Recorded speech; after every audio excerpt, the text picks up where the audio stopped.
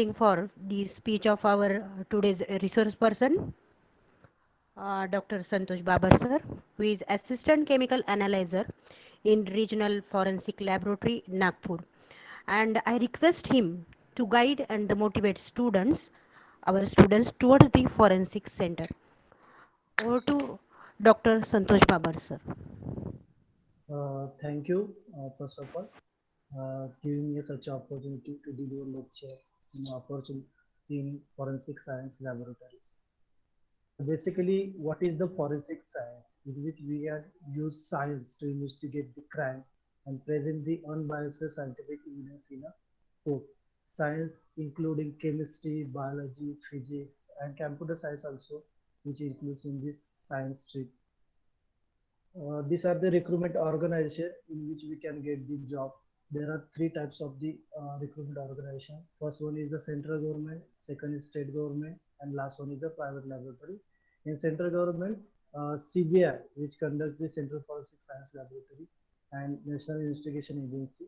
The second one is the state government, in which we director of Forensic Science Laboratory, which under the Home Department, and some private laboratory in which the DNA fingerprinting can be assessed.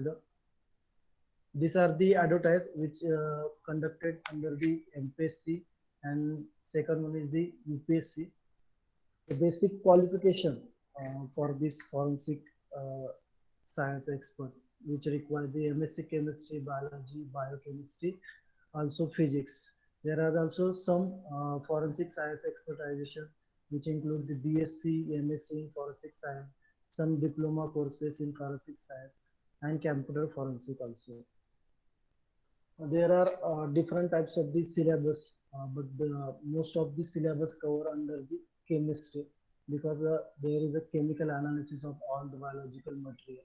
So 75% are syllabus come under the analytical chemistry, which also know आपल्याला आता मी जरासं मराठीमध्ये shift होतो, कारण की जे आपले student असेल त्यांना मॅक्झिमम आयडिया येऊन जाईल आणि मला सुद्धा इथे इझिली एक्सप्लेन करता. तर याच्यामध्ये जो अँटिकलचा मॅक्झिमम पोर्शन असेल केमिस्ट्रीचा तो 75% असेल. त्याच्यामध्ये आता पण तुम्ही स्टडी केला असेल प्रिसिजन एरर वगैरे टायट्रेशन असेल तर तुम्ही 11वी पासून स्टडी करताय. इव्हन ग्रॅव्हिमेट्रिक अनालिसिस असेल तर ग्रॅव्हिमेट्रिक अनालिसिस सुद्धा त्याच्यामध्ये इन्क्लूड होतं, जे पुढे जाऊन तुम्हाला मी सांगेल. प्लस काही इन्स्ट्रुमेंट टेक्निक आहेत जर तुम्ही स्टडी केले असेल इव्हन बीएससी एमएससी ला सुद्धा त्याच्यामध्ये सेम आहे, टेम आहे, इडेक्स आहे, नंतर सायक्लोव्होल्टोमेट्री आहे, बाकीचे अजून एनएमआर आहे, आय आर आहे, मास आहे, रमन आहे, अशा डिफरंट टेक्निक्स आहेत. इव्हन जे तुम्ही ऑर्गॅनिक प्रॅक्टिकल करता त्याच्यामध्ये तुम्ही सेपरेशन करता, नंतर डिस्टिलेशन करता, टीएलसी आहे, एचपीएलसी आहे, गॅस क्रोमॅटोग्राफी आहे, अशा डिफरंट इन्स्ट्रुमेंट टेक्निक पुढे जाऊन तुम्हाला मी त्याचा इम्पॉर्टन्स सांगेल.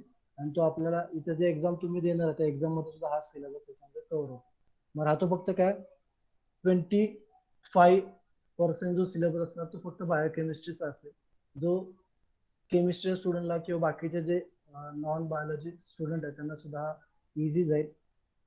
त्याच्यामध्ये डीएनए चा पार्ट असेल, जे डीएनए मध्ये एक्झॅक्टली काय असणार आहे, आणि तो जो डीएनए आहे त्याचं अँप्लिफिकेशन कसं करावं लागेल तुम्हाला, जो डीएनए तो सेपरेट कसा करायचा, इव्हन ब्लड आहे ब्लडचं सेपरेशन कसं असणार आहे, त्याचं इलेक्ट्रोफोरेसिस करून ते ह्युमन आहे की नॉन ह्युमन आहे हे चेक करतो आपण.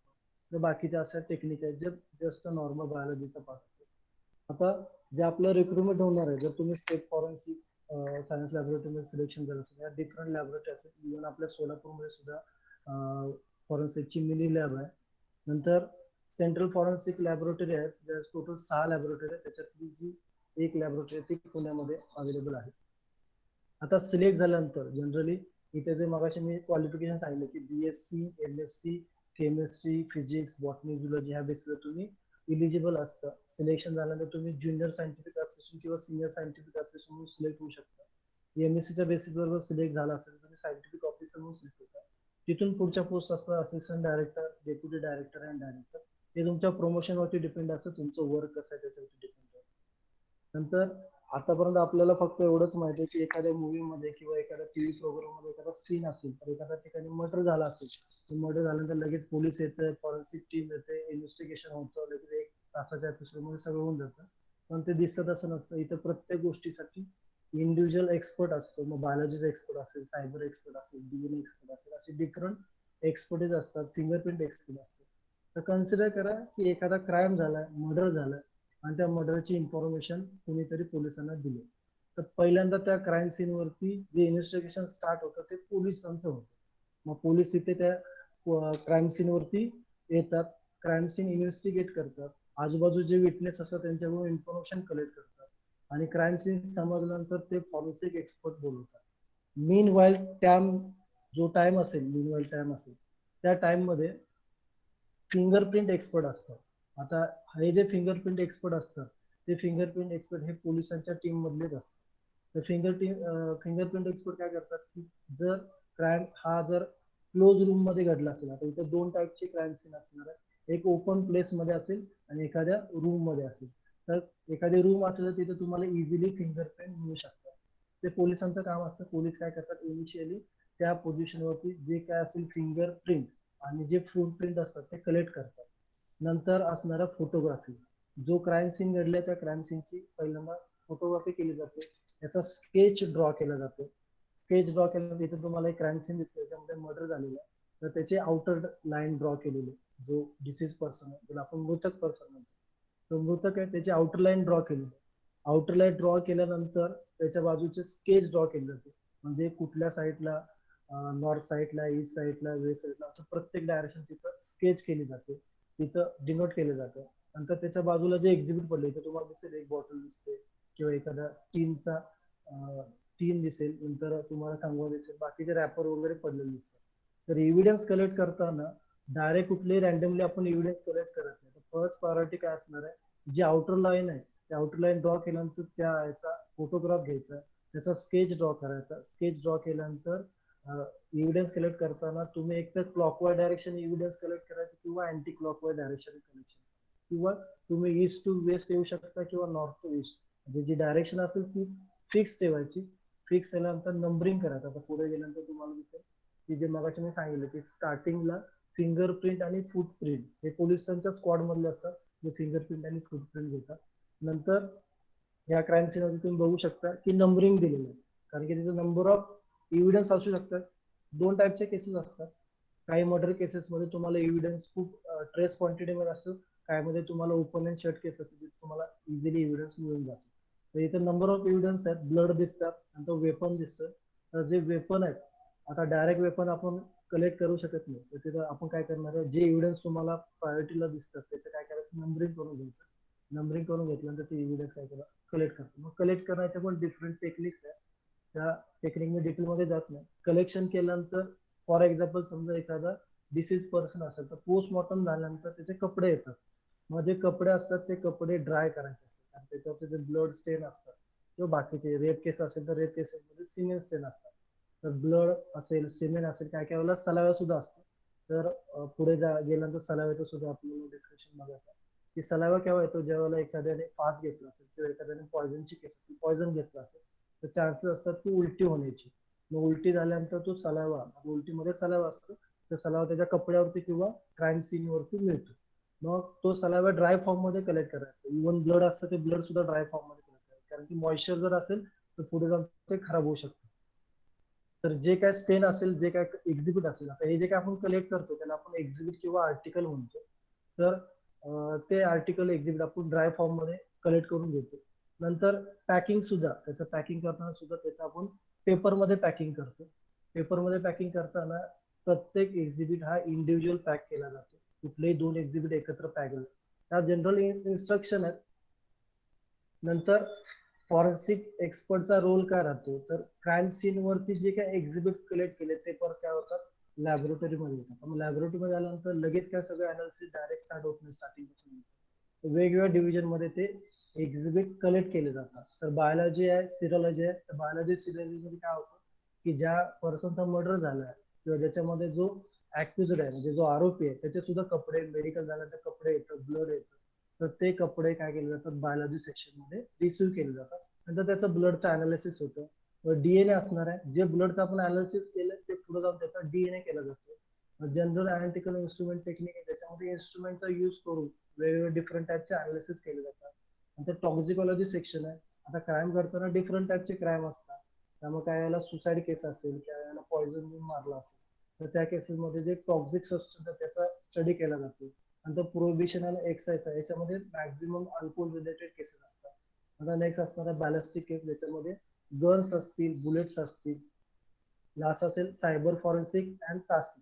तासीला आपण tape authentication and speaker identification म्हणतो. हे दोन्ही कंबाईन असतात जनरली, ज्याच्यामध्ये जे इलेक्ट्रॉनिक जे इक्विपमेंट असणार आहे त्याचं अनालिसिस करतो. जसं फॉर एक्झाम्पल फेसबुक असेल, व्हॉट्सअप असेल किंवा ऑडिओ व्हिडिओ असेल, इमेज असेल, त्याचं आपण अनालिसिस करतो. तर मॅक्झिमम जो स्टडी होतो किंवा फॉरेन्सिक मध्ये जे अनालिसिस होतो ते बायोलॉजी सेक्शन मध्ये होतो.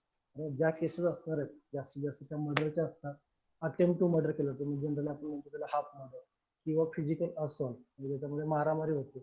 नंतर नेक्स्ट केस असणारा रेपची केस असेल. नंतर नेक्स्ट असेल ब्राइड बर्निंग केस असेल, त्याच्यामध्ये काही वेळेला रॉकेल किंवा पेट्रोल टाकून जाळलं असेल. रोड ऍक्सिडेंटच्या केस असतात, ज्याच्यामध्ये इन्शुरन्सच्या सुद्धा केसेस येतात. डकेटी असतात, तर डकेटी होताना सुद्धा डायरेक्ट डकेटी होत नाही, म्हणजे चोरी होत नाही. काय काय वेळेला त्याच्यामध्ये ज्या घरामधले पर्सन असतात त्यांचा काय काय वेळेला खून केला जातो. तर ह्या टाईपच्या केसेस येतात. मग आपल्याकडे जे एक्झिबिट आहे, जसं मी मगाशी सांगितलं, एखादा मर्डर झाला असेल किंवा एखाद्या समजा फॉर एक्झाम्पल मारामारी झाली असेल किंवा एखादा रेप झाला असेल, तर त्या केसेसमध्ये त्या विक्टिमचं, त्या इंज्युअर्डचं किंवा त्या डिसीजचे कपडे काय केले जातात, मेडिकल वरून कलेक्ट केले जातात आणि ते बायोलॉजी सेक्शन मध्ये रिसिव्ह होतात. रिसिव्ह झाल्यानंतर आपलं काम काय असणार आहे, तर त्याच्यावरती जर मर्डर झाला असेल तर मर्डर केसेसमध्ये ऑब्व्हियसली आपल्याला मॅक्झिमम चान्सेस असतात ब्लडचे, तर ब्लड डिटेक्ट करावं लागतं. रेप केस असेल तर रेप केसेसमध्ये सिमेन असेल. सलाइवा असेल तर सलाइवा काही केसेसमध्ये गळा दाबून मारला असेल किंवा पॉइझन झालं असेल त्याच्यामध्ये उलटी होते, सलाइवा कलेक्ट केला जातो. हेअर असतो, आता हेअर कुणाचा असेल, जो विक्टीम असेल त्याचा सुद्धा हेअर असू शकतो, जो ऍक्युज आहे त्याचा सुद्धा हेअर असू शकतो. तर टिश्यू मॅटर असतो, हा मोस्ट इम्पॉर्टंट एव्हिडन्स असतो, बाकी काय मिळत नाही. काय काय वेळेला टिश्यू मॅटरवर सुद्धा केस काय काय वेळेला सॉल्व्ह होऊन जाते. की फॉर एक्झाम्पल मर्डर झाला असेल तर मर्डर मध्ये जो डिसीज पर्सन असतो, जो मृतक असतो, त्याची ऍक्युजेड बरोबर भांडणं होतं त्याच्या नेल मध्ये ते टिश्यू मॅटर येतं, त्याचं पुढे जाऊन डीएनए अनालिसिस होतं. आता जे कपडे आले तिथे तुम्हाला दोन टाईपचे कपडे दिसतील. एक लेफ्ट साईडला सरळ सरळ तुम्हाला ब्लडचे स्पॉट दिसतात आणि राईट साईडचा एक कपडा आहे जो ऍक्युजेड टूच आहे, म्हणजे आरोपी आहेत. एक आरोपी नंबर 1, आरोपी नंबर 2. तर दोन कपडे आहेत. एका कपड्यामध्ये तुम्हाला सरळ सरळ रेड कलरचे स्पॉट दिसतात, पण ते जर एक्झिबिट डार्क असेल, आर्टिकल जे कपडे आले ते जर डार्क असेल तर तिथे तुम्हाला ब्लड शोधावं लागेल. इथे तुम्हाला ब्लड दिसतंय पण जे रेड कलर आहे तेच ब्लड असेल असं नसतं. त्याचं आपल्याला पुढे जाऊन डिटेक्शन करायचं. तर डिटेक्शन करताना वेगवेगळे बायोलॉजिकल फ्लुइड्स असतात. आपले बायोलॉजिकल फ्लुइड म्हणजे एखादा क्राईम घडल्यानंतर कुठले कुठले फ्लुइड मिळू शकतात, तर ब्लड मिळू शकतं. रेप केसेसमध्ये सिमेन, सलाइवा मिळू शकतो, हेअर मिळू शकतो, टिश्यू मॅटर. तर त्याच्यातला एक्झॅक्टली कंटेंट आपण काय डिटेक्ट करणार आहे, तर ब्लड आहे तर ब्लड मध्ये आयर्न असेल. सिमेन आहे तर सिमेन मध्ये ऍसिड फॉस्फेटेज एन्झाईम असेल. सलाइवा असेल तर अमायलेज एन्झाईम मिळेल. हेअर असेल तर मेलानिन पिगमेंट. ते पुढे आपण अनालिसिस सांगतो तुम्हाला. टिश्यू मॅटर असेल तर टिश्यू मॅटर मध्ये काय असणार, त्याच्यामध्ये टिश्यूज असतील. तर प्रोटीन असेल, प्रोटीन मध्ये काय असणार, अमिनो ऍसिड असतील. याच्यातला जो कंटेंट आहे तो आपण डिटेक्ट करतो. त्या डिटेक्शन वरती आपण सांगतोय, समजा मला जर आयनची रिॲक्शन मिळाली तर मी काय म्हणणार त्याच्यामध्ये की ब्लड आहे म्हणून. जर मला ऍसिड फॉस्फेटेज एन्झाईम मिळाला तर त्याच्यामध्ये काय असणार आहे, सिमिन असेल. अमायलेज एन्झाईम मिळाला तर सलाइवा असेल. त्या टाईपचं मी डिटेक्शन करणार. तर इथे सिंपल एक कॅसल मिरर टेस्ट आहे, डिटेल मध्ये जात नाही. फक्त लेफ्ट साइडला कॉर्नर मध्ये तुम्हाला दोन स्वॅब दिसतात.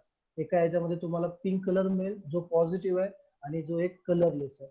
तर हे स्वॅब जे आहेत, हे स्वॅब आहेत, हे तुम्हाला एक पिंक कलर मिळतोय आणि दुसरा कलरलेस मिळतोय. तर काय केलं जातं याच्यामध्ये सिंपल केमिस्ट्री आहे. त्याच्यामध्ये जो स्वॅब घेतला जातो कपड्यावरचा किंवा काय काय वेळेला स्टेन कट केला जातो, त्याच्यामध्ये फिनॉल्फथालीन ऍड करतात, हायड्रोजन पेरॉक्साईड ऍड करतात.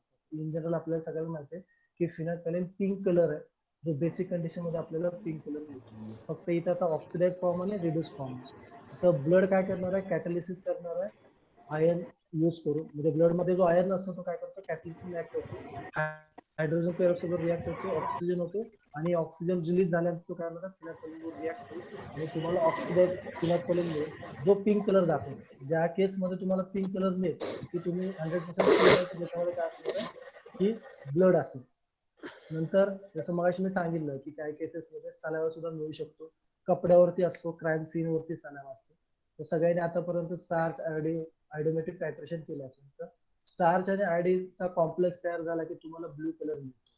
तर दुसरी रिॲक्शन तुम्ही बघत असाल की स्टार्च आहे, सलावा आहे, आणि सलावामध्ये जर मी आयोडीन टाकला तर मला कलरलेस भेटतो. याच्यावर मी कन्फर्म करू शकतो की त्याच्यामध्ये सलावा आहे की नाही. कन्फर्म काय केलं तर याच्यामध्ये सलावामध्ये आम्हालेज एन्झाइम असणार आहे, आणि स्टार्च जे असणार आहे ते पॉलिसॅकॅराइड फॉर्म मध्ये असणार आहे. तर आम्हालेज काय असणार, एन्झाइम असेल जो काय करणार आहे, हायड्रोलिसिस करेल स्टार्चचं, आणि स्टार्च हायड्रोलिसिस केलं तुम्हाला काय करायचं, डायसॅकॅराइड युनिट भेटेल. आता डायसॅकॅराइड युनिट मध्ये आयोडीन जरी टाकलं मी, हा जो तुमचा मोनोमरिक फॉर्म कन्सिडर करू आपण, जर मोनोमरिक फॉर्म मध्ये असेल आणि आयोडीन टाकला तर तुम्हाला कलरलेस भेटेल. याच्यावरून कळेल तुम्हाला की त्याच्यामध्ये काय असणार आहे, अमायलेज आहे, आणि अमायलेजून आपण सलावा कन्फर्म करतो.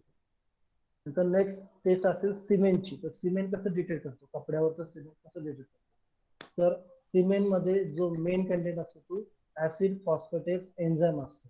आता हा ऍसिड फॉस्फेटेज एन्झाइम ब्लड मध्ये पण असणार आहे, इव्हन वजानल फ्लूइड मध्ये पण असते. पुढे जाऊन आपण ते कन्फर्म करतो.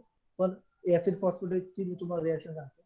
जर सिमेंट मध्ये ऍसिड फॉस्फेटेज असेल तर तुम्हाला याच्यामध्ये पर्पल कलर मिळतो. काय टाकलं याच्यामध्ये, बफर सोल्युशन टाकलं, सोडियम फिनिल फॉस्फेट टाकलं, नॅप्थेलिन डायझोल ब्लू टाकलं. जर तुम्हाला आठवत असेल की तुम्ही एक ऑर्गॅनिकला प्रॅक्टिस करता एमएससी ला बीएससी ला, त्याच्यामध्ये ऑरेंज रेड डायस्टफ मिळतो, म्हणजे डायझोटेशन रिॲक्शन झाली की तुम्हाला कलर्ड सोल्युशन मिळतं.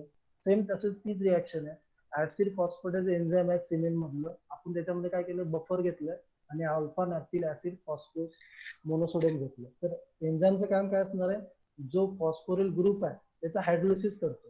हायड्रोलिसिस केलं की फ्री नॅप्थोल मिळेल, आणि त्याच्यामध्ये आपण एक फास्ट ब्लू सॉल्ट डाय टाकलं, तो डायचं काय होणार आहे, डायझोटायशन रिॲक्शन होईल, आणि फायनल तुम्हाला इथे कलर भेटेल. तर राईट साईडची इमेज दिसत असेल तुम्हाला इथे, तर राईट साईडच्या इमेज मध्ये तुम्हाला कलर मिळतो, पर्पल कलर येतो. तो पर्पल कलर जर आला तर आपण सांगू शकतो की याच्यामध्ये ऍसिड फॉस्फेटेज एन्झाइम आहे, जे पर्टिक्युलरली सिमेंट मध्ये मिळते मॅक्झिमम कॉन्सन्ट्रेशन. त्याच टाईपची एक रिॲक्शन आहे टिश्यू मॅटर. तर ज्या वेळेला मर्डर झाला असेल किंवा काय काय वेळेला भांडण झालं असेल, तर नेल क्लिपिंग मध्ये दुसऱ्या समोरच्या पर्सनचे टिश्यू येण्याचे चान्सेस असतात.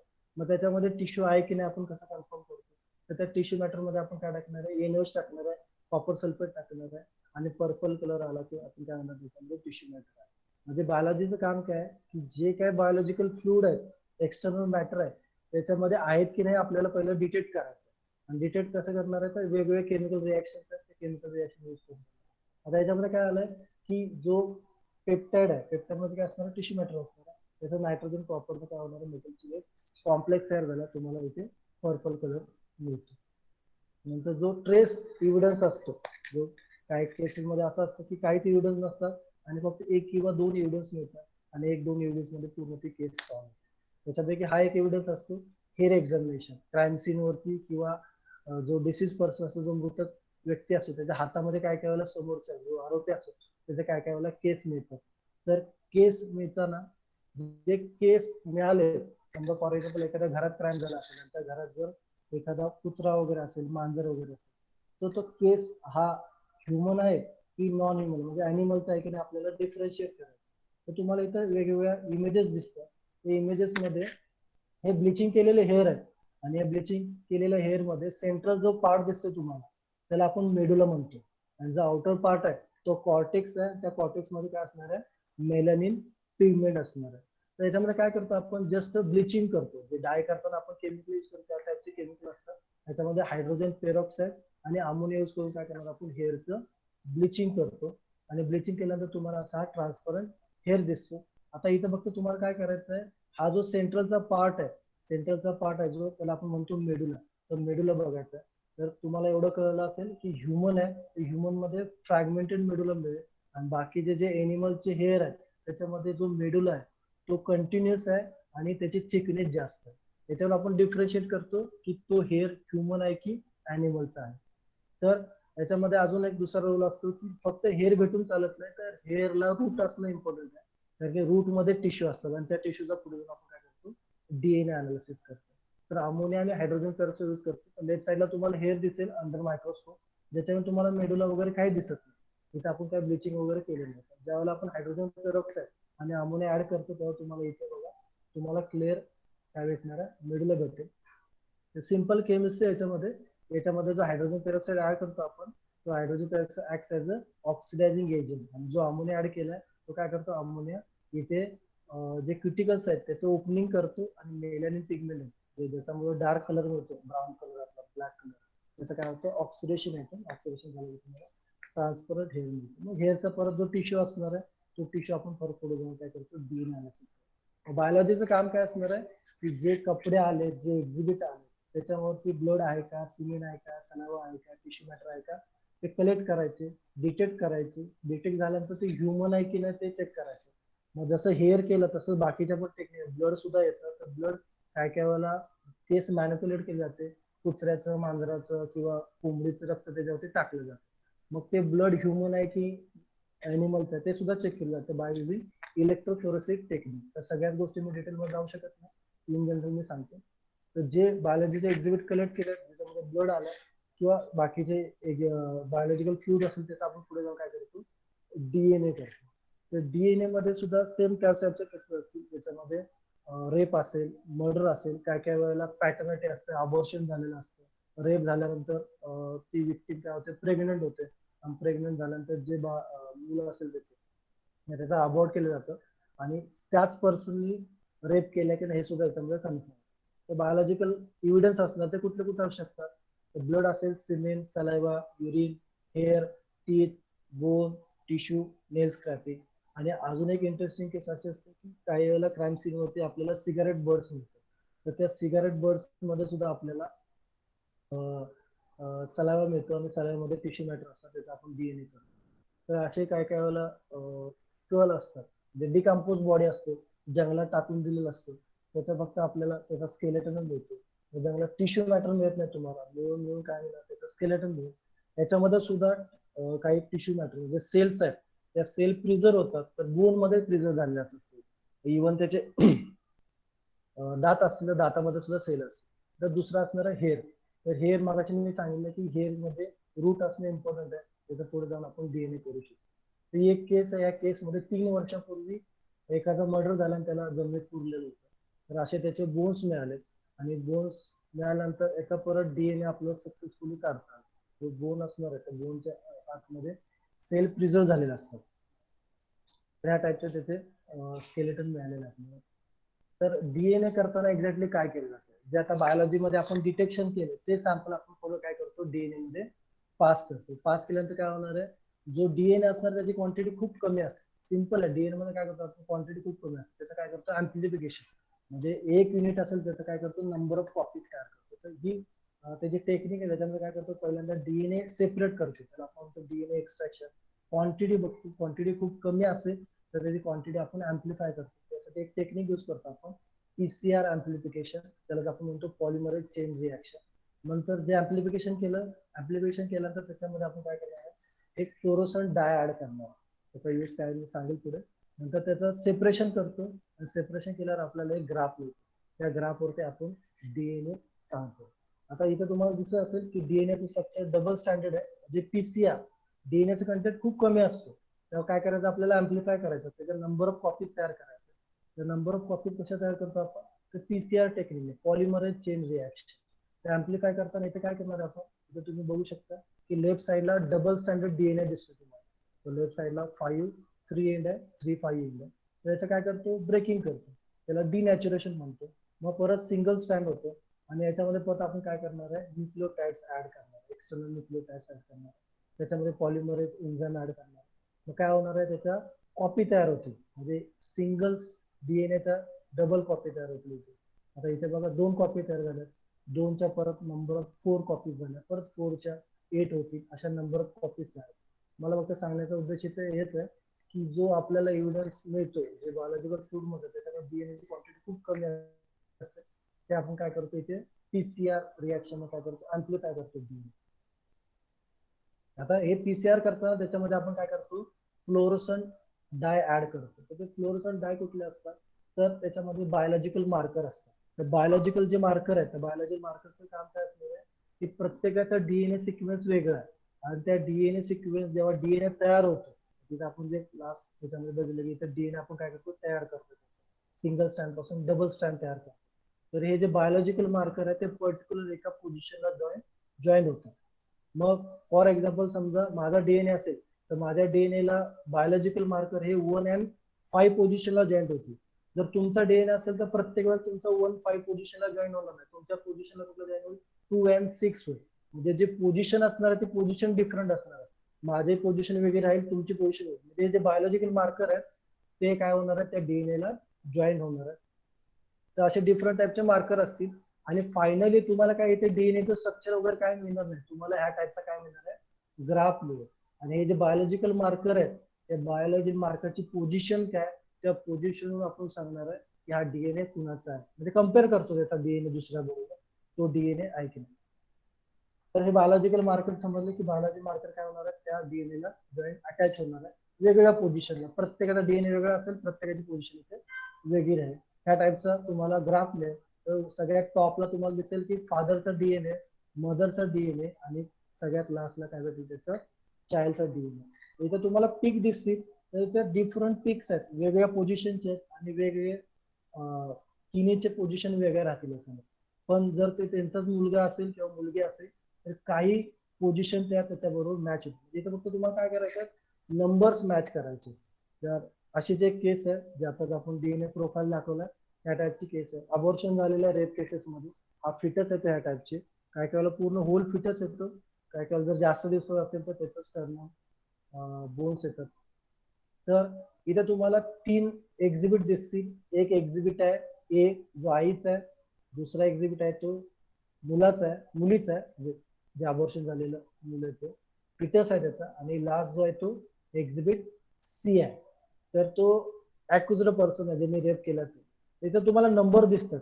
लेफ्ट साइडला एक नंबर दिसेल ग्रीन कलर मध्ये, वेगवेगळे नंबर आहेत. ह्या नंबरला जाऊन तो काय झालाय बायोलॉजिकल मार्कर अटॅच झाले. तर आणि हा अॅक्युज्ड आहे तर अॅक्युज्डचे वेगळे नंबर दिसेल. इथे 14-14 आहे, हे आईचे 10-14 आहे. म्हणजे तुम्हाला कळलं असेल की वेगवेगळे नंबर्स असतील. आणि तेच जर त्यांची मुलगी असेल तर दोघांचे नंबर इथे काय होणार आहे मॅच होतील. मग XX क्रोमोझोम आहे, XY क्रोमोझोम आहे, XY मध्ये मेल असेल, XX मध्ये काय असणार आहे जेंट्स. हे फक्त मॅच करायचे नंबर, आणि नंबर मॅच केल्यानंतर आपल्याला आयडिया येऊन जाते की हे जे फिटस आहे हे अॅक्युरेटच असेल, अॅक्युरेटचा रेप केलेला असेल. त्या टाईपची एक केस आहे जे चायनामध्ये फेमस केस आहे, ज्याच्यामध्ये त्याने त्याची जी मोलकरीण होती त्याच्यावरती रेप केला होता. तर रेप केल्यानंतर त्याच्या कपड्यावरती आणि त्याच्या वजन स्वॅब वरती जी विक्टीम होती त्याच्यावरती आपल्याला सिमेंट मिळालं होतं. आणि त्यांनी सांगितलं होतं की हे माझ्या दारूच्या नशेत वगैरे झालं होतं असं. पण इव्हन त्याचं ब्लड चेक केलं गेलं, त्याच्यामध्ये अल्कोहोल किंवा कुठले ड्रग मिळाले. तर जे अल्कोहोल ब्लड वगैरे असेल किंवा टॉक्झिक असेल ते पुढे जाऊन आपण अनालिसिस करतो. तर टॉक्झॉलॉजी सेक्शन आहे, जसं बायोलॉजी झाला, डीएनए झाला, तर नेक्स्ट असणार आहे टॉक्झॉलॉजी सेक्शन. तर टॉक्झॉलॉजी सेक्शन मध्ये तुम्हाला आवरून कळलं असेल की इथं ड्रग्स असतील किंवा पॉयझन त्याच्यामुळे डेथ होते. काय काय वेळेला असे फार्मास्युटिकल कंपाऊंड असतात, केमिकल कंपाऊंड ते सुद्धा घेतल्यानंतर काय वेळेला डेथ होते. मग फूड पॉयझनिंग सुद्धा असेल. तर ह्या केसेस मध्ये काय होतं की जनरली डेथ झाल्यानंतर या साईडला टॉक्झॉलॉजी सेक्शनला एक्झिबिट होतात. याच्यामध्ये एक्झिबिट काय येतात तर पोस्टमॉर्टम केल्यानंतर इथं डॉक्टर ठरवतो की कुठल्या एक्झिट कारण की डॉक्टरला आयडिया असते की कशामुळे डेथ झाली असेल. टेंटेटिव्ह आयडिया असते, त्याला काय कन्फर्म माहित नसतं की याच्यामुळे डेथ झाली असेल, पण त्याच्या हिस्ट्रीवरून कळतं की डेथ कशामुळे झाली असेल.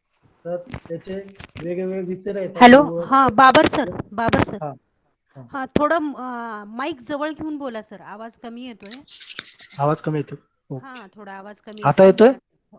हां सर, आता येतो. हो. तर पोस्टमॉर्टम झाल्यानंतर जो डॉक्टर असणार तिथं सुद्धा फॉरेन्सिक एक्सपर्ट असतो, तो डॉक्टर असतो. डॉक्टरला बऱ्यापैकी आयडिया असते की कशामुळे त्याचं डेथ झाली असेल, पॉयझनमुळे वगैरे. तर पॉयझन मध्ये कॉमन ज्या विसेर असतो त्या विसेरामध्ये काय असणार आहे, लिव्हर असेल, स्टमक असेल, इंटेस्टाईन असेल, मग स्मॉल इंटेस्टाईन सुद्धा येतं, लार्ज इंटेस्टाईन सुद्धा येतं, किडनी असेल, स्प्लीन असेल, ब्लड सुद्धा येतं, काय काय वेळेला त्याचं युरिन सुद्धा येतं. इथे तुम्हाला 2 टाईपचे विसेरच असतील, स्टमक, इंटेस्टाईन असेल. सेकंड विषय असेल लिव्हर, किडनी आहे, ब्रेन आहे, लंग्स आहे, स्प्लीन आहे. तर कुठल्या टाईपचं पॉयझन असेल त्याच्यावरून ठरतं की एक्झॅक्टली कशाचं अनालिसिस करायचं. तर बॉडी फ्लुइड्स आहेत ज्याच्यामध्ये ब्लड येतं, नंतर युरिन सुद्धा येतं. हे झालं पोस्टमॉर्टम केल्यानंतर. काही वेळेला क्राईम सीन वरती एखाद्या पर्सनने समजा सुसाईड केली असेल तर तो काही जनरली लपून ठेवत नाही, कुठलेही पेस्टिसाइड घेतला असेल किंवा इन्सेक्टिसाइड घेतला असेल ते त्याच्या जवळ शेजारी कुठेतरी असतं. तर तिथून जे पेस्टिसाइड किंवा इन्सेक्टिसाइड कलेक्ट करतात ते तेच घेतलं का हे कन्फर्म करतात. मग त्याने कुठलं पॉयझन घेतले की नाही हे आपल्याला फक्त डिटेक्ट करायचं.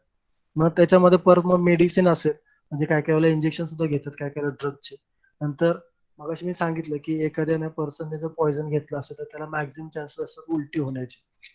मग त्याने कोणी तर जबरदस्ती त्याला दिलं असेल किंवा त्याने स्वतःहून घेतलं असेल, तर त्याच्यामध्ये सलायवा असतो, सलायवा डिटेक्ट करायचा, नंतर त्याच्यामध्ये कुठला कंटेंट आहे तो सुद्धा डिटेक्ट केला जातो. ह्या डिफरंट टाईपच्या केसेस असतील. मग सुसायडल पॉइझनिंग असेल, फूड पॉइझनिंग असेल, काय काय वेळेला स्नेक बाईटच्या सुद्धा केसेस येतात, ज्या बऱ्यापैकी म्हणजे काय म्हणतात पॉइझनस स्नेक्स असतात, त्याच्यामुळे डेथ झाली असते. त्याच्यामध्ये स्नेक बाईट मध्ये त्याची स्किन येते. नंतर ऍक्सिडेंट असेल, रोड ऍक्सिडेंट मध्ये मॅक्झिमम त्याचं ब्लड मध्ये अल्कोहोल आहे की नाही हे चेक केलं जातं, किंवा कुठलं त्याने ड्रग वगैरे घेतले की नाही हे चेक केलं जातं. जसं मगाशी मी सांगितलं की जो पोस्टमॉर्टम करतो तो पोस्टमॉर्टमला बऱ्यापैकी जो डॉक्टर असतो त्याला आयडिया असते की आपल्याला कुठल्या टाईपचा विसेरा पाठवायचा. मग विसेरा कलेक्ट केल्यानंतर आपलं काम असतं बायोलॉजिकल एक्सपर्टचं, टॉक्झोलॉजी एक्सपर्टचं, की त्याच्यामध्ये जे ड्रग असेल, पॉयझन असेल ते डिटेक्ट करायचं. तर डिटेक्ट करताना हे आपल्याला माहित नाही की काय त्यांनी घेतलं असेल किंवा काय नाही. मग जे ड्रग घेतलेत किंवा जे पॉयझन घेतलं ते बॉडीमध्ये त्याचं काय होतं, मेटाबॉलिझम होतं. समजा इन केस हिरोईन घेतलं असेल तर हिरोईनचं बॉडीमध्ये लगेच मेटाबॉलिझम झाल्यानंतर मॉर्फिन तयार होतं. म्हणजे जे ड्रग घेतात ते ड्रग आहे तसे बॉडीमध्ये राहत नाही, त्याचं काय होतं, डिसइंटिग्रेशन स्टार्ट होतं बॉडीमध्ये. जसं स्नेक बाईट केसेसमध्ये जर एखादा साप चावला असेल तर साप चावल्यानंतर ते जे पॉयझन असतं ते पॉयझन आहे तसं राहत नाही, त्याचं पुढे जाऊन चेंजेस होतात. नंतर अल्कोहोल आहे, तर अल्कोहोल सुद्धा विषारी दारू पिऊन जे मरतात ते सुद्धा केसेस येतात आपल्याकडे. तर अल्कोहोल, आता हे जे केमिकल्स आहेत ते केमिकल आपल्याला मॅक्झिमम कुठे मिळू शकतात. एखादी केसची हिस्ट्री असते, केसच्या हिस्ट्रीमध्ये क्लिअर मेन्शन असतं की ह्याने इन्सेक्टिसाइड किंवा पेस्टिसाइड घेतलेलं आहे आणि त्याची डेथ झालेली आहे. तर आपल्याला कळतं की ते मॅक्झिमम कुठे मिळू शकतं, लिव्हर मध्ये मिळू शकतं किंवा स्टमक मध्ये मिळू शकतं. हिस्ट्रीवरून आपल्याला आयडिया येते की कशामध्ये असणार. आता हे अननोन कंपाऊंड आहेत, आपल्याला माहित नाहीत की काय कसं डिटेक्ट करायचं. जसं आपण ऑर्गॅनिक कंपाऊंड स्टडी करतो, तर ऑर्गॅनिक कंपाऊंड स्टडी करताना पहिल्यांदा आपण त्याचा कलर बघतो, स्मेल बघतो, नंतर कुठले इलिमेंट आहेत, कुठला ग्रुप आहे, त्या टाईपचा आपण इथे अनालिसिस करणार. म्हणजे इथं टेंटेटिव्ह सुरुवातीला ट्राय एरर टेस्ट असतात. मग पहिल्यांदा आपण कलर बघतो, विसेराचा कलर काय, असे इन्सेक्टिसाइड आहेत त्याच्या कलरवरून आयडिया होऊन जाते की त्यांनी ह्या टाईपचे इन्सेक्टिसाइड किंवा पेस्टिसाइड घेतलं असेल. इव्हन स्मेल आहे, जसं तुम्हाला आठवत असेल की थिमेट आहे, थिमेटचा एकदम स्ट्रॉंग स्मेल असतो. इव्हन त्यांनी जरी इनटेक केला असेल तरी त्या बॉडीमधून त्याचा तोच टिपिकल स्मेल येतो. नंतर ज्या वेळेला, ही फक्त टेंटेटिव्ह आयडिया की आपल्याला असे हजारो टाईपचे केमिकल्स असतील, त्या केमिकल पैकी आपल्याला एकच स्पेसिफिक कुठला केमिकल त्यांनी इनटेक केला हे आयडेंटिफाय करायचं. ह्या जनरल टेस्ट आहे, जसं आपण प्रिलिमिनरी टेस्ट करतो तसंच ह्या टेस्ट आहे. नंतर आपण काय करणार आहे, जो विसेरा घेतला त्या विसेराचा काय करतो आपण, किडनी असेल, लिव्हर असेल तर त्याचा कट घेतो आणि तो काय करतो आपण एखाद्या सॉल्व्हेंट मध्ये एक्सट्रॅक्ट करून घेतो. त्याचा एक्सट्रॅक्ट करायचा. डिफरंट सॉल्व्हेंट आहेत, फक्त एका सॉल्व्हेंट मध्ये एक्सट्रॅक्ट करणे आपण ठरलेला पॅटर्न आहे, त्याच्या 8 ते 10 प्रकारचे सॉल्व्हेंट आहेत, त्याच्यामध्ये आपण एक्सट्रॅक्ट करून घेतो. आणि परत मग त्याचे आपण टीएलसी घेतो, प्लस त्याचा जीसीएमएस सुद्धा घेतो. तर टीएलसी सगळ्यांना आयडिया असेल की टीएलसी वरून आपल्याला आर एफ व्हॅल्यू मिळते, आणि सेम आर एफ व्हॅल्यू असेल तर तो सेम कंपाऊंड असू शकतो. इथे तुम्हाला एक केस दिसते, एक केस स्टडी आहे ज्याच्यामध्ये बेन्झोडायझेपाइन्स आहे, त्याला आपण सायको ऍक्टिव्ह ड्रग म्हणतो. जी केस म्हणजे एक्झॅक्टली काय, की एक पर्सन आहे, तो काय करतोय ट्रेन मध्ये, बस मध्ये किंवा एखाद्या मंदिरासमोर देवाचा प्रसाद म्हणून लाडू देतो खायला, आणि त्या लाडू मध्ये तो सायको ऍक्टिव्ह ड्रग होतो, ज्याच्यामुळे काय होतं, बेशुद्ध होतो. एक्झॅक्टली आता हे डिफरंट ड्रग्स आहेत सायको ऍक्टिव्ह, त्यापैकी कुठला असेल तो आपल्याला डिटेक्ट करायचा. तर त्याने जो दिला होता तो कुठला होता, लोराझिपॅम. इथे तुम्हाला जर टीएलसी दिसत असेल तर टीएलसी मध्ये तुम्हाला 2 सर्कल केलेले दिसतात. तर इथं हे केस सॅम्पल आहे, या केस सॅम्पल मध्ये आपण कम्पॅरिझन करतोय डिफरंट ड्रग बरोबर. तर इथे डायझिपम घेतले, लोराझिपम घेतले, नायट्राझिपम घेतले, डॅम घेतले, असे डिफरंट ड्रग आहेत. हे फक्त काय म्हणतात त्याला, टीएलसी इथे आपली जी करेक्ट आले तीच आपण घेतली. अशा नंबर ऑफ टीएलसी आपण घेतो आणि त्या टीएलसी बरोबर आपण कम्पेअर करून. आता हे प्रायमरी टेस्ट आहे, याच्यामध्ये आपल्याला आयडिया येते की कुठल्या टाईपचा ड्रग असेल. मग इथे जे आर एफ व्हॅल्यू मॅच झाले ते कशाबरोबर झाले, लोराझिपम. डिफरंट डेव्हलपिंग एजंट यूज करतो आपण याच्यामध्ये, ड्रॅगन ड्रॉप म्हणून यूज केलं याच्यामध्ये, सॉल्व्ह सिस्टम सुद्धा वेगळी असते. नंतर दुसरं असणार आहे, हे एक इन्सेक्टिसाइड आहे ज्याच्यामध्ये इमिडॅक्लोप्रिड यूज केलं, डेथ झालेले आहे. आणि याच्यामध्ये तुम्ही बघू शकता, जस्ट बघा की कलर येतो इथे, तुम्हाला पर्पल कलरचा कलर मिळतो. त्या ड्रग मध्ये जर आपण कोबाल्ट थायोसायनाइड ऍड केलं तर तुम्हाला ब्लू कलरचा कॉम्प्लेक्स मिळेल. तर त्याची टीएलसी घेतली तर टीएलसी घेतल्यावर तुम्हाला इथं C D E F G H हे जे आहेत तिथं आपण वेगवेगळे काय घेतले, इन्सेक्टिसाइड घेतले.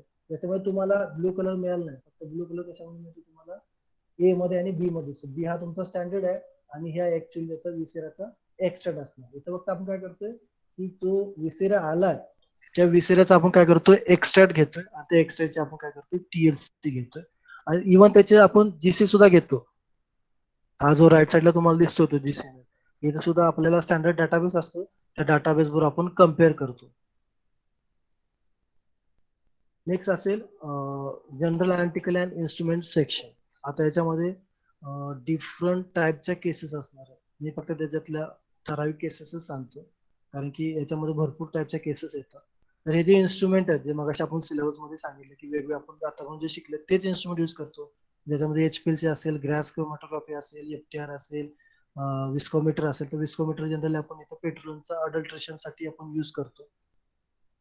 तर सॉइल, इथे जे सॉइलचा इम्पॉर्टन्स रोल असतो. फॉर एक्झाम्पल समजा एखाद्याने मर्डर केला असेल आणि त्या मर्डर केल्यानंतर मर्डरच्या ठिकाणची माती त्याच्या पायावरती किंवा त्याच्या चपलीवरती असेल तर ती माती आपण इथे कम्पेअर करतो. तर कम्पेअर कशाबरोबर करतो तर एक्सआरएफ असेल, काही जणांना माहित असेल काही जणांना माहित नसेल.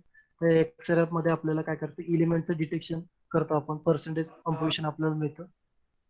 नंतर नेक्स्ट असेल ग्लास असेल, एखाद्या घटना घडली असेल की ज्याच्यामध्ये रोड ऍक्सिडेंटची केस असेल, रोड ऍक्सिडेंट मध्ये एकाची डेथ झाली असेल तो तिथून पळून गेला असेल तर काय काय वेळेला ग्लासचं मटेरियल सुद्धा कम्पेअर केलं जातं. ग्लासचा कंटेंट काय, ग्लासचं जे ब्रेकिंग पॅटर्न असणार म्हणजे ग्लास कुठल्या टाईपचा फुटलाय, कुठल्या टाईपचे त्याचे पीसेस मिळाले त्याच्यावर सुद्धा कम्पेअरिंग करता येतं आपल्याला इथे.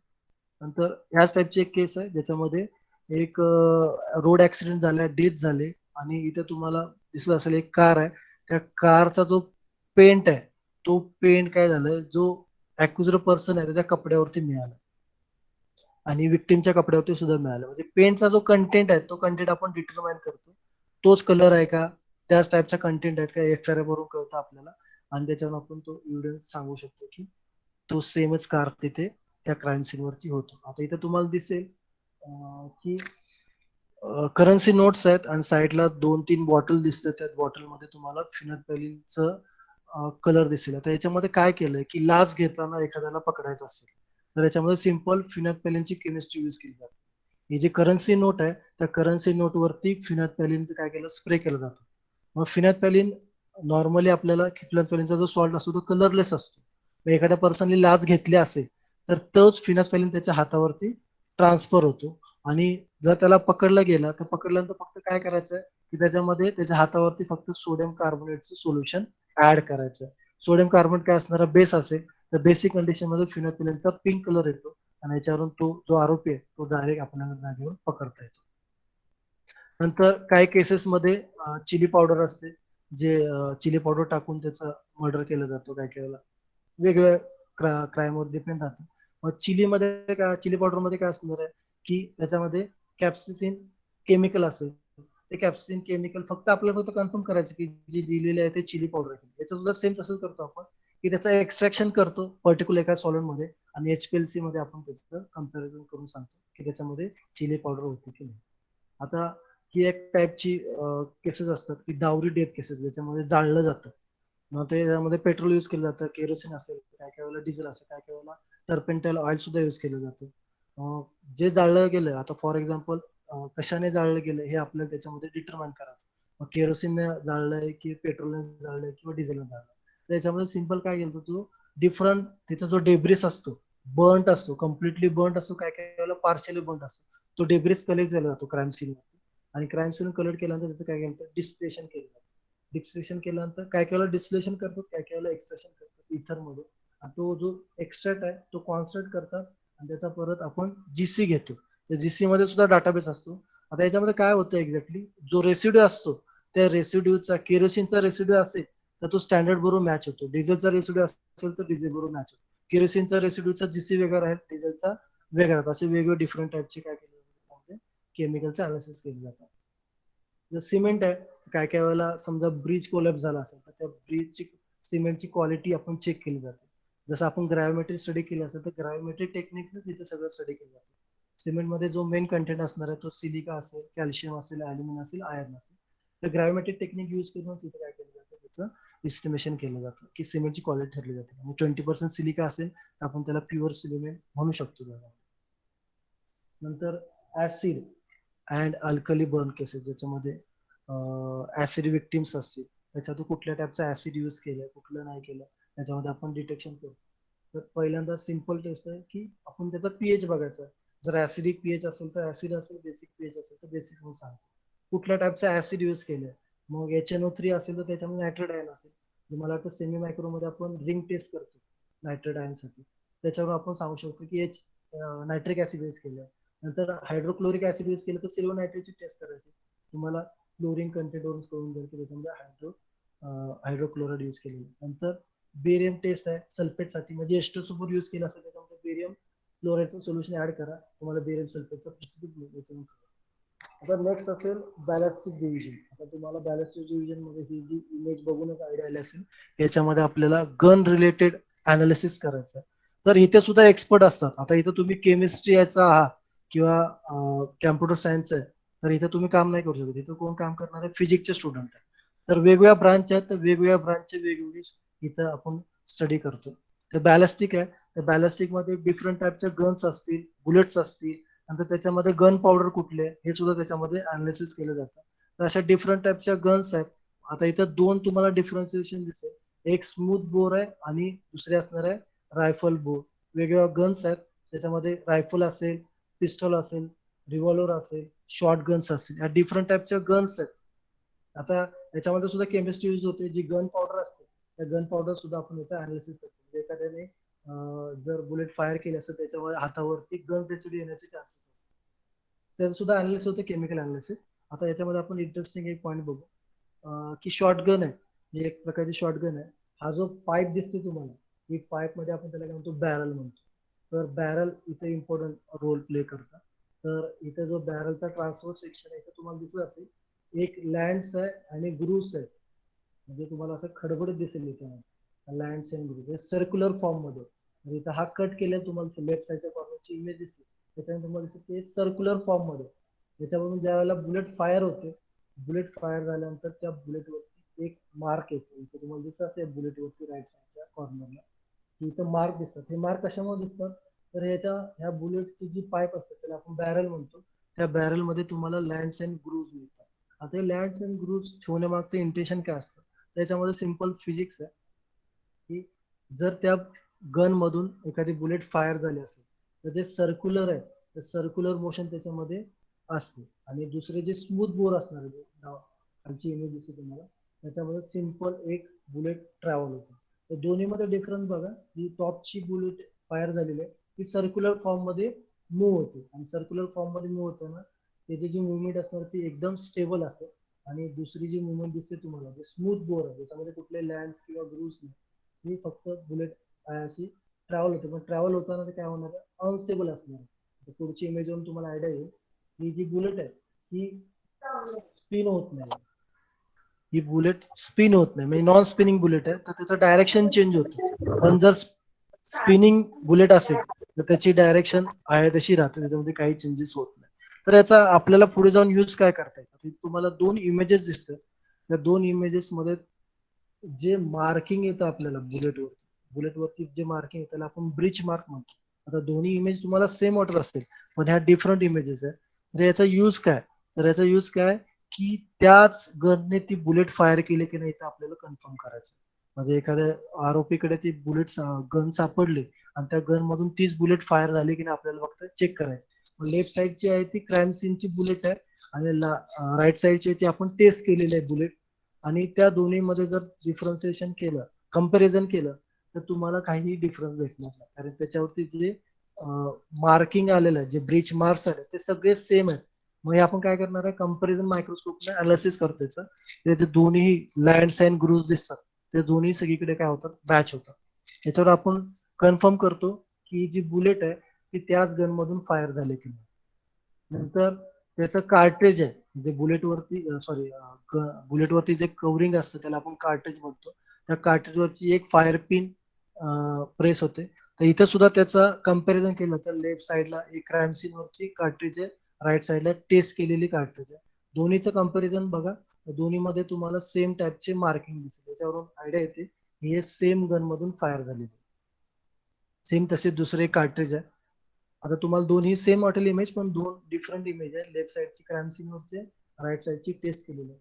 तर ही जर मी कर्सर दाखवतो इथे त्याचं कम्पॅरिझन केलं, सेम टाईपची लँड्स अँड ग्रुव्स इथे तुम्हाला दिसतात. लास्ट सेक्शन असेल सायबर अँड टास्क. त्या सायबर मध्ये जनरली सगळ्यालाच आता आयडिया असेल की सायबर क्राईम मध्ये एखाद्याला फोनवरती धमकी दिली असेल, एखाद्याने किडनॅपिंग केल्यानंतर किडनॅपिंगचे कॉल असतात, एक्स्ट्रॉशनचे कॉल असतात, किंवा काय काय वेळेला बेटिंग केलेलं असतं, किंवा बॉम्ब थ्रेट कॉल असतात. काय काय वेळेला अशा पण केसेस असतात की ज्याच्यामध्ये इमेजेस मॉर्फ केल्या जातात. या डिफरंट टाईपच्या केसेस असतात. मग याच्यामध्ये सायबरमध्ये काय येतं की आपल्याला जो आर्टिकल येतात, एक्झिबिट्स येतात, ते कुठले कुठे असू शकतो, मोबाईल असू शकतो, पेनड्राईव्ह असू शकतो, हार्ड डिस्क असू शकतो, एखाद्या मर्डरच्या ठिकाणचं सीसीटीव्ही फुटेज असतं. काय काय वेळेला एखादे मेल किंवा एखादा व्हिडिओ पाठवला जातो, तो व्हिडिओ ओरिजिनल आहे की एडिटेड व्हिडिओ आहे. सेम तसंच ऑडिओ सुद्धा ओरिजिनल आहे की एडिटेड आहे हे चेक केलं जातं. तर त्या डिफरंट टेक्निक्स आहेत, डिफरंट त्याच्यामध्ये सॉफ्टवेअर यूज केले जातात. तर इथं तुम्हाला थोडीफार दिसत असेल की एडिट केलेले इमेजेस आहेत. तुम्हाला पुढे दाखवतो. पहिल्यांदा मी साऊंडच सांगतो. त्या साऊंड मध्ये एक इंटरेस्टिंग गोष्ट आहे की फॉर एक्झाम्पल समजा एखादा आरोपी आवाज बदलून तुम्हाला धमकी देत असेल किंवा किडनॅपिंगचा कॉल करत असेल, त्याने किती जरी आवाज बदलला, इव्हन त्याने अमिताभ बच्चनच्या आवाजात जरी त्यांनी बोलला, तरी त्याची आवाजाची फ्रिक्वेन्सी कधीही चेंज होत नाही. ती फ्रिक्वेन्सी त्याची कॉन्स्टंट राहते. आणि त्याच्या फ्रिक्वेन्सीचा स्टडी केला जातो कम्पॅरेटिव्हली. सॅम्पल टेस्ट असतो, म्हणजे ज्या वेळेला आरोपी पकडला जातो त्या आरोपीचं सॅम्पल व्हॉइस घेतलं जातं, आणि त्यावेळेला जो फोन कॉल आला त्याच वेळेचा व्हॉइस घेतला जातो, आणि त्याचा फ्रिक्वेन्सीचा स्टडी केला जातो. आणि फ्रिक्वेन्सीत आपण त्याची कंपॅरिझन करतो. फ्रिक्वेन्सी कम्पेअर केल्यानंतर एक पर्टिक्युलर वर्ड पकडतात, आणि त्या वर्ड प्रोनाऊन्स करताना त्याची फ्रिक्वेन्सी तीच येते का, नंतर तो कुठल्या वर्ड वरती ट्रेस करतोय, याच्यावर त्याचा स्टडी केला जातो. तर ह्या टाईपचे असे तुम्हाला ग्राफ दिसेल, जे वेगवेगळे सॉफ्टवेअर युज करून त्याच्यामध्ये अनालिसिस केलं जातं. नंतर मॉर्फिंग इमेजेस, आता हे तुम्हाला लगेच इझिली आयडेंटिफाय होतं, याच्यामध्ये इमेज चेंज केले, पण काय काय वेळेला खूप स्मॉल चेंजेस केले जातात, म्हणजे आयब्रोज असेल, डोळे असेल वगैरे. तर त्या इमेजेस ओरिजिनल आहेत की डुप्लिकेट आहेत हे सुद्धा त्याच्यामध्ये अनालिसिस केलं जातं. नंतर काय काय वेळेला आपल्याला स्केलेटन मिळतं, आणि आयडिया असते की ह्याच पर्सनची आयडिया नसते की ह्याच पर्सनचं मर्डर झालं असेल, तर त्याचं वेगवेगळ्या सॉफ्टवेअर युज करून त्याचं स्कल फोटो सुपर इम्प्रेशन केलं, त्याच्यावरून कळतं की हा स्कल त्याच फोटोला मॅच होतो की नाही. अशा डिफरंट केसेस असतात. म्हणजे सायबर फॉरेन्सिक मध्ये ह्याच केसेस नाही तर भरपूर केसेस आहेत. फॉर एक्झाम्पल एखाद्याने व्हॉट्सअपवरती त्याला धमकी दिली असेल, त्याने चॅट डिलीट केला असेल, किंवा एखाद्याने प्रेमाचा आमिष दाखवून रेप केला असेल, अशा वेगवेगळ्या केसेस असतात ज्याच्यामध्ये व्हॉट्सअप चॅटिंग किंवा फेसबुक चॅटिंग असतं. आपल्याला वाटतं की आपण ते व्हॉट्सअप चॅटिंग डिलीट केलेलं आहे, पण ते व्हॉट्सअप चॅटिंग रिकव्हर करता येतं त्याच्या मोबाईल मधून, त्याची लास्ट लोकेशन डिटेक्ट करता येते. नंतर बाकीचा सुद्धा डाटा असतो, जो इम्पॉर्टंट डाटा असतो फोनमध्ये, पेनड्राईव्ह मध्ये असतो, हार्ड डिस्क असतात, हार्ड डिस्क मधला सुद्धा डाटा त्याच्यामध्ये कलेक्ट केला जातो. असे डिफरंट टाईपचे एव्हिडन्स इथे कलेक्ट केले जातात. नंतर सीसीटीव्ही फुटेज असतात. त्या सीसीटीव्ही फुटेज मध्ये सुद्धा त्याच्यामध्ये आपल्याला चेक करता येतं की आरोपी कुठला असेल किंवा काय. काय काय सीसीटीव्ही फुटेज क्लिअर नसतात, ते क्लिअर करता कसे असे त्यासाठी सुद्धा डिफरंट सॉफ्टवेअर्स आहेत. अशा डिफरंट टेक्निक यूज करून आपण अनालिसिस करू शकतो. Thank you sir.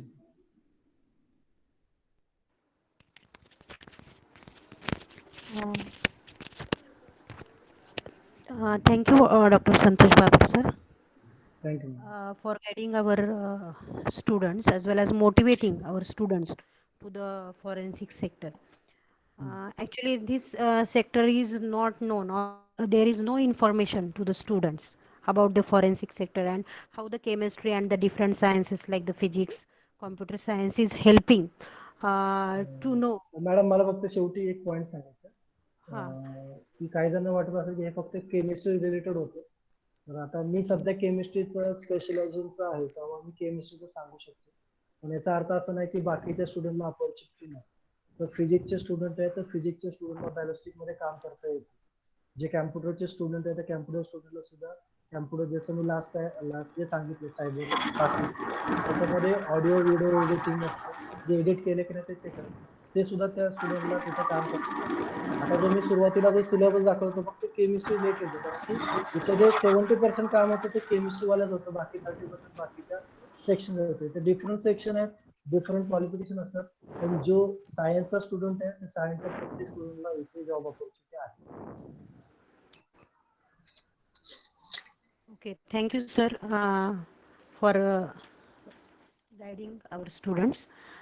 Now, this session is open for the questions. Students are requested to ask their queries and the questions related to this lecture. विद्यार्थ्यांना विनंती आहे की त्यांनी त्यांच्या मनामध्ये जे काही प्रश्न असतील तर ते त्यांनी सरांना विचारावेत. सगळ्यांना सूचना आहे की त्यांनी त्यांच्या मनामध्ये जे काही प्रश्न आहेत सरांना तुम्ही विचारा. मला हां वाटतं एक सर, क्वेश्चन आला, चॅट एक्झाम बॉक्समध्ये कशा आलाय. हो हो, एक्झाम कशा घेतल्या जातात. तर ओके. इथं हां मगाशी मी सांगितलं पहिल्या 2 स्लाइड होत्या त्याच्यामध्ये एक युपीएससी एक्झाम कंडक्ट करते, नंतर दुसरे असते ते आपली एमपीएससी असते. एमपीएससी थ्रू सुद्धा एक्झाम कंडक्ट केले जातात.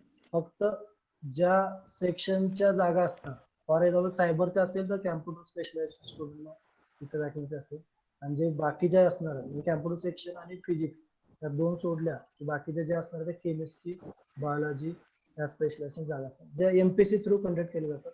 आणि दुसरं आता ते युपीएससी थ्रू कंडक्ट केले जातात.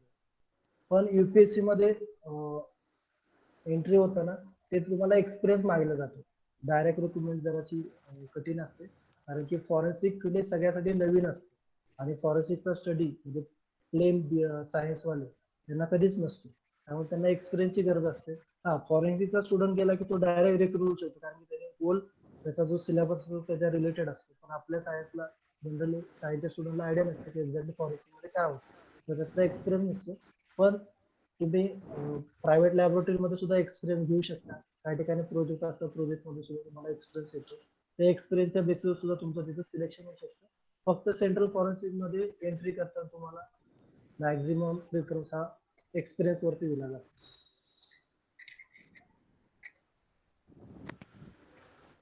प्रत्येक वर्षी एक्झाम असतील ते गव्हर्नमेंट वरती असतं की गव्हर्नमेंटला किती गरज आहे त्या जागेची. पण इन फ्युचर ऑपॉर्च्युनिटी भरपूर आहे, कारण की इव्हन मी महाराष्ट्रातलं सांगतो, कारण की महाराष्ट्र गव्हर्नमेंटचं टार्गेट आहे की प्रत्येक डिस्ट्रिक्ट मध्ये एक कमीत कमी लॅब असावा. प्रत्येक डिस्ट्रिक्ट मध्ये जर लॅब झाली तर मला वाटतं जागा भरपूर निघतील. फॉरेन्सिकसाठी वेगळी डिग्रीची स्टडी करावं लागतो. सध्या तरी नाही, कारण की आता सध्या तुम्ही जर बीएससी एमएससी करत असाल तर तुम्ही त्या डायरेक्ट तिकडे डायव्हर्ट होऊ शकत. तुम्ही तुमच्या याच्यामधून क्वालिफिकेशन कम्प्लीट करा. हा, ज्यावेळेला एक्झाम असतील त्यावेळेला तुम्हाला फक्त काय करायचं आहे, केमिस्ट्री सोडून फक्त थोडासा बायोलॉजीचा स्टडी करा. जे केमिस्ट्री स्टुडंट असतील ते, जे फिजिक्सचे स्टुडंट असतील त्यांना फिजिक्सच्या रिलेटेडच क्वेश्चन असतात. जे बायोलॉजी स्टुडंट आहेत त्यांना दोन्ही येतं, तेव्हा काय प्रॉब्लेम येतो. फक्त केमिस्ट्री स्टुडंट थोडासा बायोलॉजीचा स्टडी करायला.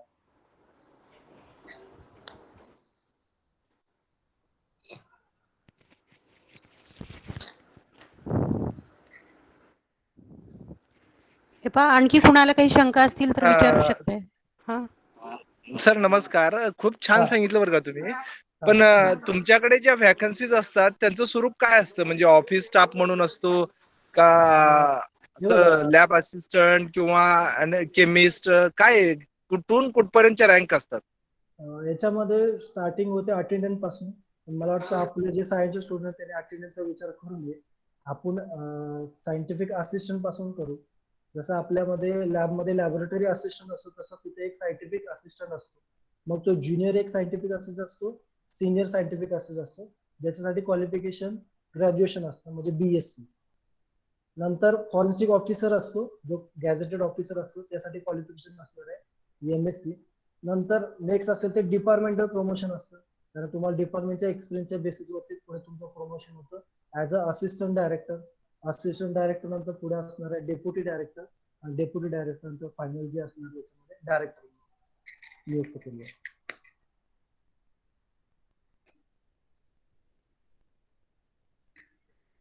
Hello sir. हॅलो. सर याच्यातली भरती फक्त एमपीएससी युपीएससी मार्फतच होते का लोकल अपॉइंटमेंट सुद्धा काय असतात? लोकल अपॉइंटमेंट होते पण ते कॉन्ट्रॅक्ट बेसिसवर असते. हा, कॉन्ट्रॅक्ट बेसिस टेन्युअर पुरत्या. हा टेन्युअर पुरते असं पण त्यांचा एक प्लस पॉइंट असतो की ज्या वेळेला पुढे जाऊन एक्झाम होतील ते एक्झाम ते इझिली क्रॅक करतात. कारण की हा सायन्सच्या स्टुडंटला सायन्स सगळं माहित असतं, फक्त फॉरेन्सिक माहित नसतं. त्यामुळे जरासा प्रॉब्लेम येतो. पण जर त्यांना हा एक्सपिरियन्स आला इव्हन 1 वर्षाचा, तर हा मी गॅरंटी देतो की ते डोळे दाखवून ते एक्झाम क्वालिफाय होऊ शकतो. फक्त हा कॉन्ट्रॅक्ट बेसिसवर त्यांनी 1 वर्ष जरी काम केलं तर त्याला कम्प्लीट आयडिया येऊन जाते की एक्झॅक्टली काय हा हा. नेचर असणार आहे. आणि कॉन्ट्रॅक्ट वरती असल्यामुळे त्याला एक्सपिरियन्स आहे आणि ज्यावेळेला इंटरव्ह्यू मध्ये जातो तो इझिली इंटरव्ह्यू क्रॅक करू शकतो. आणि दुसरं म्हणजे यात फक्त सायन्स ग्रॅज्युएट मुलंच परीक्षा देऊ शकतात का इतर पण बसू शकतात? नाही आता कसं आहे माहितीये का, for example state forensic laboratory इथे हा सुद्धा काही लिमिटेशन आहेत. म्हणजे लिंग्विस्टिकचे एक्सपर्ट असतात, सायकोलॉजिकल एक्सपर्ट असतात. म्हणजे आता हा ज्याला हा सायकोलॉजी स्टडी म्हणजे आर्ट मधून तो सायकोलॉजी स्टडी करू शकतो. मग हा ते सुद्धा असतात. त्यांचं सुद्धा रिक्रुटमेंट असते पण ते लिमिटेड राहते. कारण की हे जे सायकोलॉजिकल एक्सपर्ट असतात ते हा मॅक्झिमम सेंट्रल फॉरेन्सिक मध्ये रिक्रुट होतं, म्हणजे युपीएससी थ्रू रिक्रुट केले जातात. हा हा हा हा. बर. म्हणजे फक्त केमिस्ट्रीच पाहिजे किंवा लाईफ नाही नाही, मी सायन्सेस पाहिजे सांगितलं ना असं काही तुम्हाला. नाही? काय नाही नाही. काय गरज नाही, म्हणजे आपल्या सायन्सला जो स्टुडंट आहे त्याला इथे जॉब ऑपॉर्च्युनिटी आहे. हा हा. बर बर. ठीक.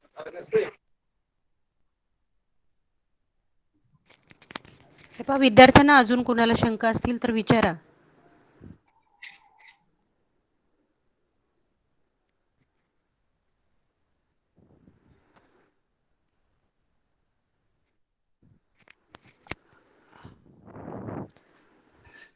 ठीक आहे, तर शंका काही नसतील तर आपण पुढे now I request our principal professor doctor VP Ubali sir for the presidential remark. Uh, Good afternoon to one and all.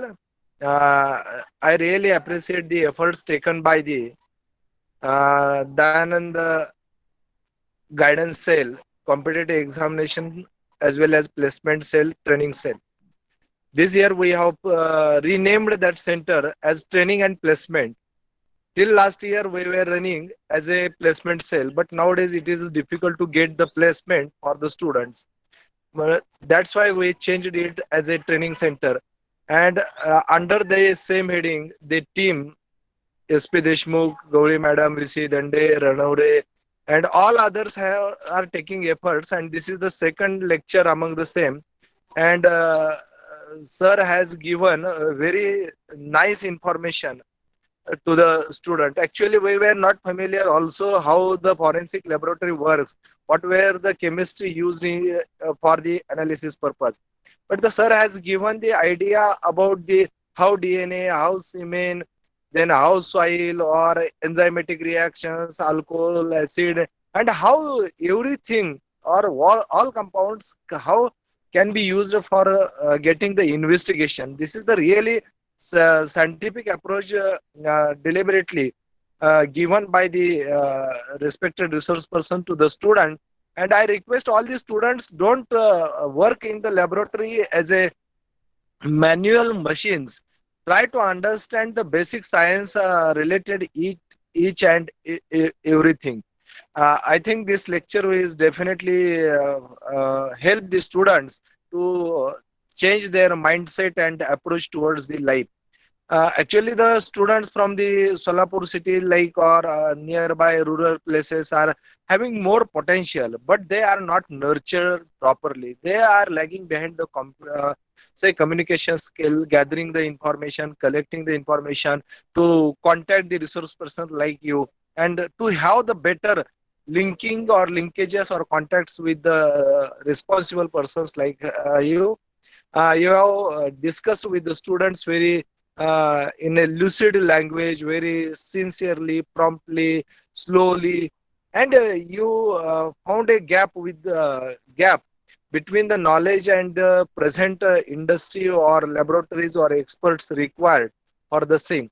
On behalf of the DBF Dayanand College of Art and Science, Solapur, all students, stakeholders, And on behalf of Placement Cell, I really appreciate your efforts taken for the making today's event as a grand event and a successful event.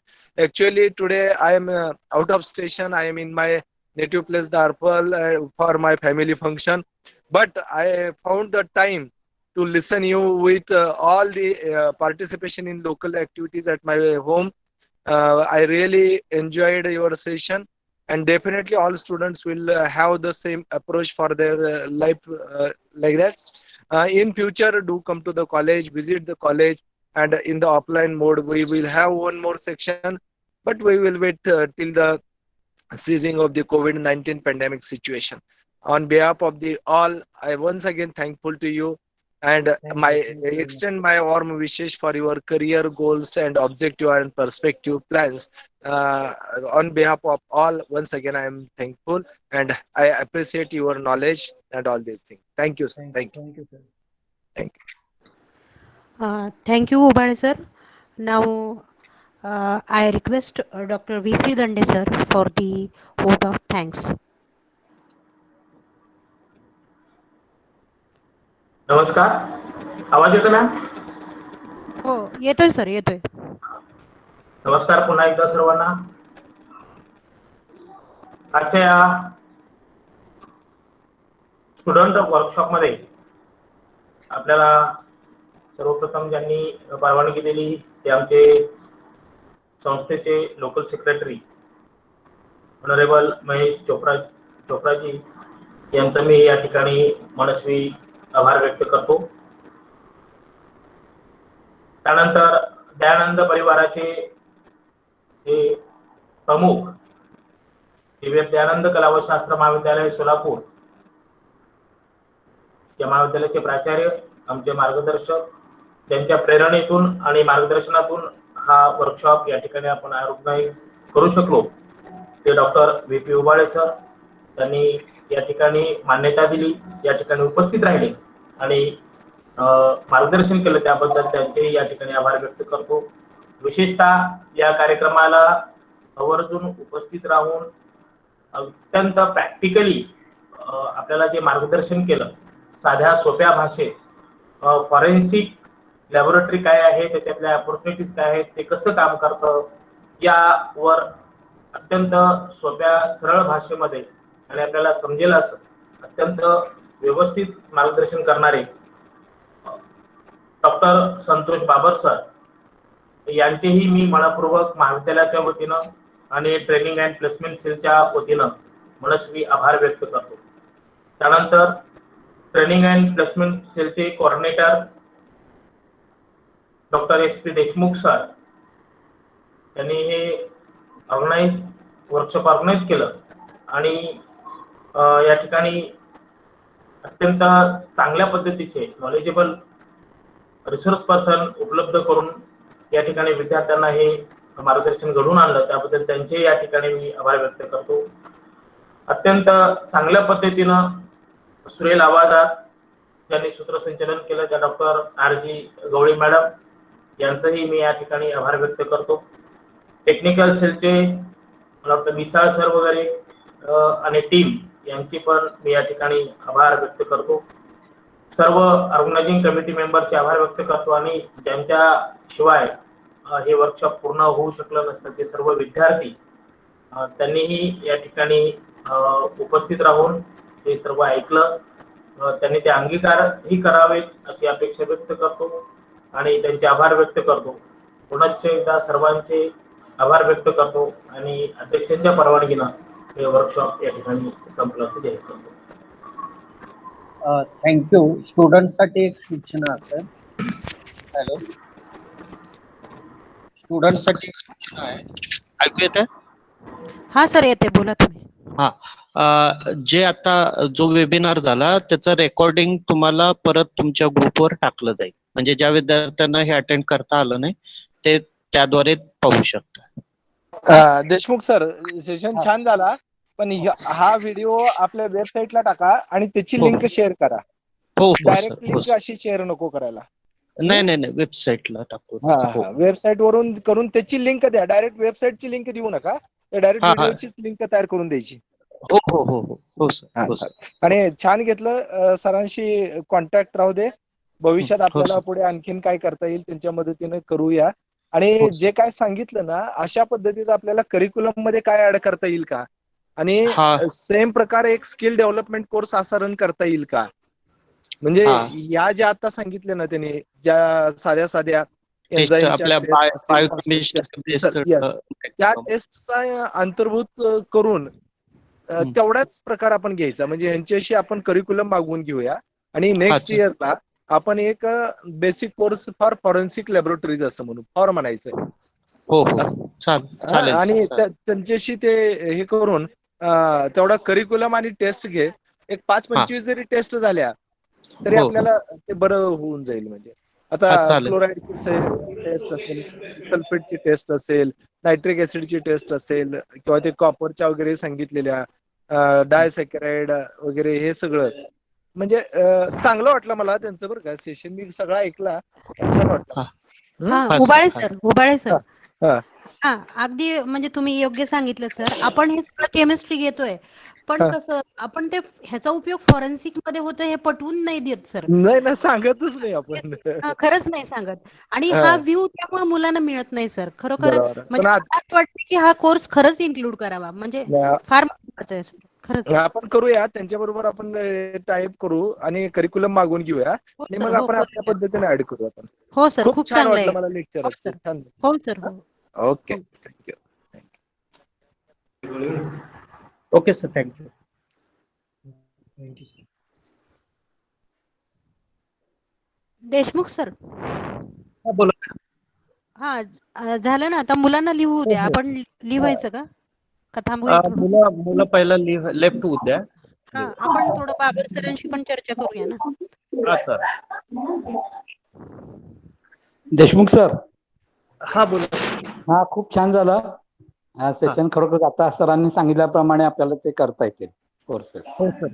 हा हो आणि arts मध्ये पण 1-2 त्यांनी सांगितल्याप्रमाणे psychology किंवा इतर काही विषयांसाठी हे आपल्याला फायदेशीर बऱ्याच आहे. गोष्टी त्यांना माहिती. हम्म. कारण प्रत्येक फील्ड मधले एक्सपर्टाईज त्या त्या फील्ड मधल्या लोकांनाच कल्पना असते काय तिथं ऍक्च्युअली बेसिक सायन्स कसं वापरलं जातं. हो आपण बरोबर. अजून किंवा बेसिक आर्ट्स सुद्धा आपण तिथपर्यंत ऍप्लिकेबल काय आपण ह्या गोष्टी शिकवतो पण जसं गवळी मॅडम म्हटलं तसं आपण ते सांगत नाही की हे या त्यासाठी उपयोग होतो म्हणून. हा सगळ्या विद्यार्थ्यांना सूचना आहे की लिहू तुम्ही.